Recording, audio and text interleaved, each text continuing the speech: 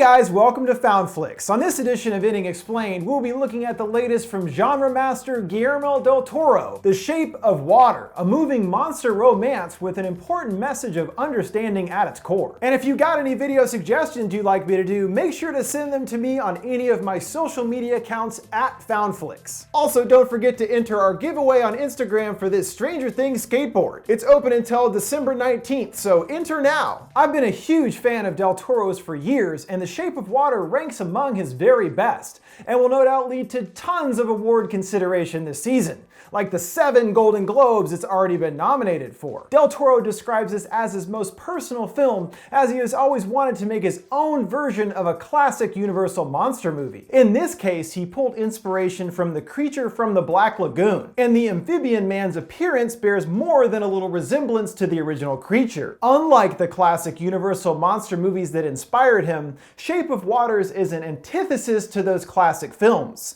where the monsters are treated with some sympathy, but ultimately they are rejected by society as monsters, and the only fitting end for them is death. The Shape of Water does the opposite with its amphibian man, treating him not as a monster at all, but rather a romantic hero and in fact worthy of love. It's an impressive new spin on those kinds of films, which makes it a real bummer to recently learn that Del Toro turned down the opportunity to helm Universal's Dark Universe. Can you imagine how perfect that would have been? But instead, after the lackluster Mummy, the Dark Universe is all over once again before it even got a chance to start. But it's probably for the best that he turned it down, as The Shape of Water is wholly his own creation, done on his own terms, and is all the more successful because of that.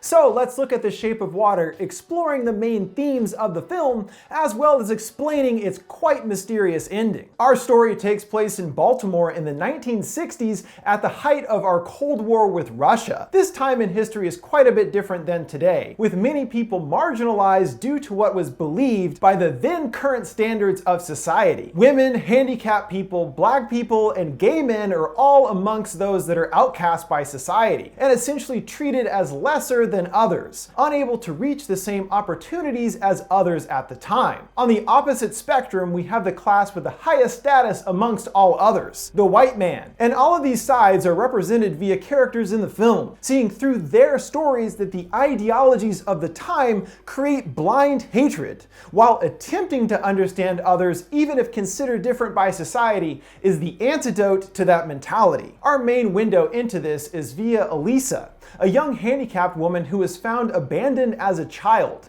with 3 cuts on each side of her neck, apparently the results of being attacked, which is a pretty horrible thing for a baby to go through. Because of this injury, she has been mute throughout her life, and uses sign language to communicate with others. And this is to literally represent the idea of a woman like her not having a voice, or being heard in the current social climate. Her being mute, as well as a woman, affords her little opportunity, and she, along with her black friend Zelda, work as cleaners for a government research facility. Ignored and invisible, they are given little praise for their work, described merely as piss wipers. Well, that's not very motivating. She and her not exactly closeted gay friend Giles live in the shadows of society, in a small set of apartments over a movie theater. Giles too suffers from being outcast by society due to being a gay man, where in the 60s this was usually kept as a secret, and Giles loses his job as an advertisement artist after an incident most likely involving him being open about being gay. Just like Elisa, Giles in his own way is mistreated entirely because of who he is, and that not fitting the era's ideologies. Elisa's life is pretty routine at first, until a new asset is brought to the facility she works at by Colonel Strickland. This all-American hero is at the top of the heap in this era's great America, and at the time things truly were great for people like him. He's white, married, quotes Bible verses dismissively to Zelda, questioning why she has no siblings like most of her people. And he's the kind of guy that when told by a salesman 4 out of 5 successful men drive a Cadillac, he buys one on the spot, because of course, he's one of those successes himself.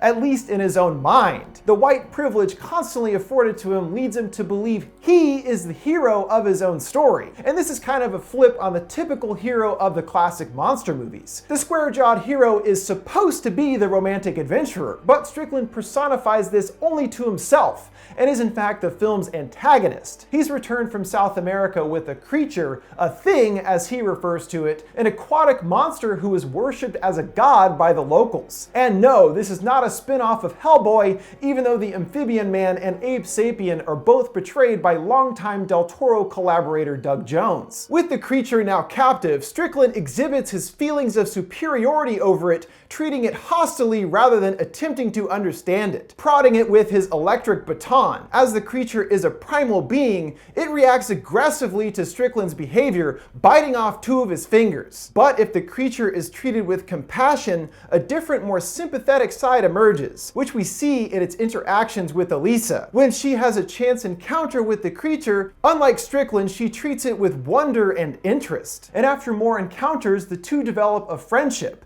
even romantic feelings, with Elisa teaching it sign language, as the creature also has no voice like herself, granting the two the ability to communicate. So we see there is much more to the Amphibian Man beyond being a deadly monster. But of course, to Strickland, it is nothing more than a thing, a curiosity, and it's decided to kill the creature and perform an autopsy on him to learn what they can. When Elisa learns of this, she hatches a plan with the help of her friends to break the creature out of the facility, keeping him in a bathtub at her apartment. In disbelief in losing the asset and under increasing scrutiny from his superiors, Strickland launches an investigation into the escape, questioning all of the employees at the facility. When it's Zelda and Elisa's turn to be interviewed, Strickland dismisses them as possible subjects. How could these two possibly pull off a heist like that? And instead pins his suspicions on the Russians being responsible. Knowing he will eventually track them down, Elisa finds a way to set the Amphibian Man free once and for all, using a canal that feeds directly into the ocean. But they have to wait until the specific day the rainfall is high enough for it to work. So Giles and Elisa keep the Amphibian Man in hiding in the meantime, and Giles comes around to accepting the creature after some initial reluctance. And we see with Giles that there is another power at its disposal,